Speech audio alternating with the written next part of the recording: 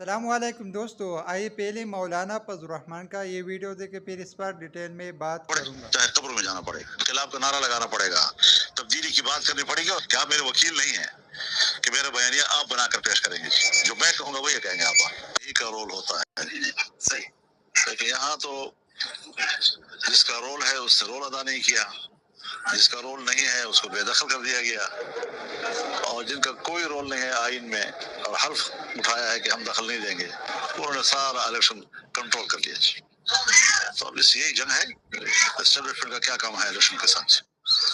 اب الیکشن کرائیں دوبارہ اور اسٹیبلشمنٹ دستبردار ہو جائے، فوج پولیس اسٹیشن سے دور رہے، واپس اپنے علاقوں میں چلی جائے جہاں ان کی ضرورت ہے، الیکشن میں ان کی ضرورت نہیں ہے۔ حاضر میں دیکھا گیا ہے آپ نے مخالفت کی ہے بھرپور پی ٹی آئی کے حوالے سے، ان کی جماعت کی، تو آپ درمیان میں کوئی لچک پیدا ہوئی تھی، معاملات چلے تھے، تو اب کیا صورتحال ہے پی ٹی آئی سے؟ آپ کے معاملات مستقبل قریب میں وہ مزید گہرے ہوں گے یا کوئی کیا کرنٹ سچویشن کیا ہو جائے گی؟ تو جب مذاکرات ہوں گے آمنے سامنے بیٹھے گے تو پتہ چلے گا، ہم ابھی بیٹھے نہیں ہیں تو آپ کا سوال تو ویسے ہی ضائع چلا جائے گا، وقت پہ سوال کیا کرو۔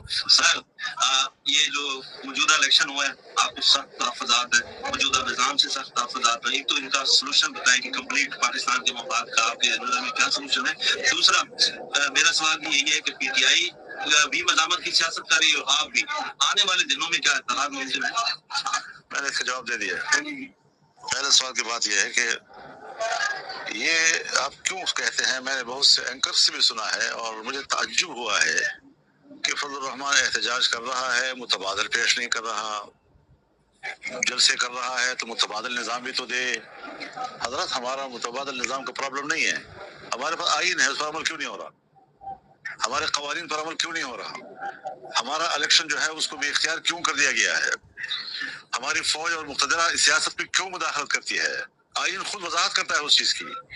جس ملک میں آئین موجود ہو اور عین بھی متفقہ آئین موجود ہو، جہاں قوانین موجود ہوں، جہاں ہر شعبے کا اپنا ایک دائرہ کار موجود ہو، قانون اس کا دائرہ متعین کرتا ہے، ہم وہاں سے جا کر ہر شعبے میں ہاتھ ڈالتے ہیں، وہ بھی میرے کنٹرول میں، وہ بھی میرے کنٹرول میں، وہ بھی میرے کنٹرول میں، اور ہر چیز کو ہم ریاستی لیول پہ جا کر قابو کرتے ہیں۔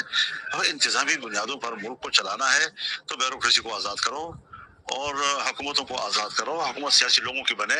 ہر ضلع میں جن کو الیکٹیبلز کہا جاتا ہے، الیکٹیبلز اکثر ان کے قبضے میں ہوتے ہیں، اور جس کو وہ چاہیں، آج آپ کی باری ہے، آج آپ کا نمبر ہے، آج آپ کا نمبر ہے، پیچھے دیکھو اس کا نمبر تھا، اس کا نمبر ہے۔ یہ کون سی جمہوریت ہے؟ یہ کون سی پالیٹکس ہے ملک کی؟ اور کوئی انکار نہیں کر سکتا ہمارے دعوے سے، یہ حقائق ہیں۔ تو اس طریقے سے حضرت ایک ایک کو رات کے اندھیروں میں بلا کر ان کو ہدایات دینا، ان سے رشوتیں لینا، ان سے پیسے لینا، اور پھر ہر ایک سے پیسے لینا، اور پھر ایک کو کامیاب کرانا، اور باقی جو ہے وہ مانگ بھی نہیں سکتے ان سے واپس۔ اس طرح بھی ہوتا ہے سیاست، اور ہمارے ملک میں اس قسم کی باتوں کو ایک تعجب کی نظر سے دیکھا جاتا ہے۔ کوئی تعجب کی بات ہے، حقائق، زمینی حقائق، اس کا انکار کیوں کیا جائے؟ آپ کے اے پی کے میں جو ہے اس ٹائم گورنر